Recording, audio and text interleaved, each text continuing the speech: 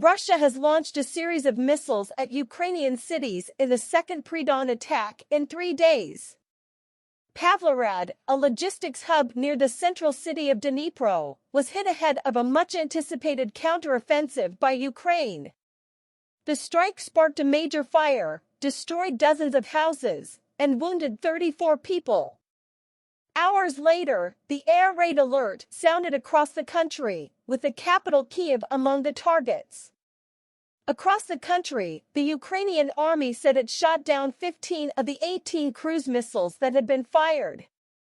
The most significant damage was in Pavlograd, a city in Ukrainian-held territory around 70 miles, 110 kilometers, from the front line. Pictures posted on social media showed a massive blaze.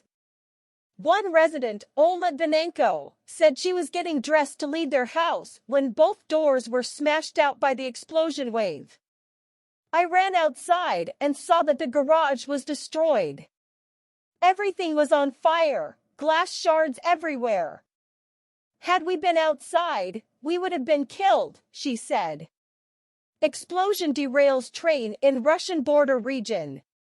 Ukraine's Dnipropetrovsk military administration described it as a tragic night and morning, saying an industrial site had been hit. 19 high-rise apartment blocks, 25 private houses, 6 schools and kindergartens and 5 shops were also damaged, it added. Vladimir Rogov, a Russian-installed official, said the strike targeted railway infrastructure and fuel depots, in a message on Telegram with a thumbs-up gesture. At around 4 o'clock local time, 2 o'clock Greenwich Mean Time, the air raid alert sounded in Kyiv and lasted for about 3 hours. The military administration said all missiles and drones directed at the capital were destroyed. In the Kherson region, which is still partly controlled by Russia, Ukrainian regional authorities said Russia had carried out 39 shellings. They came from ground-based weapons, as well as drones and planes, the authorities said, adding that 1 person was killed. Recent days have seen an increase in attacks in Ukraine, with places away from the front lines being targeted. On Friday, 23 people were killed in the central city of Uman. Ukraine says it is finishing plans for a long-awaited offensive against Russian forces, supported by Western-supplied weapons and military equipment. Russia, meanwhile, is also preparing for a Ukrainian push and has fortified its positions in occupied territory.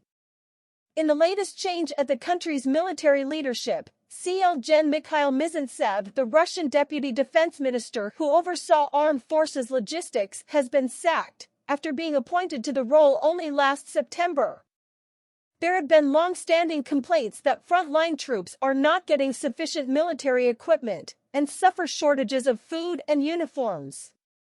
Meanwhile, a Ukrainian official on Monday said the army had ousted Russian forces from some positions in Bakhmut, an eastern city that has been under siege for months.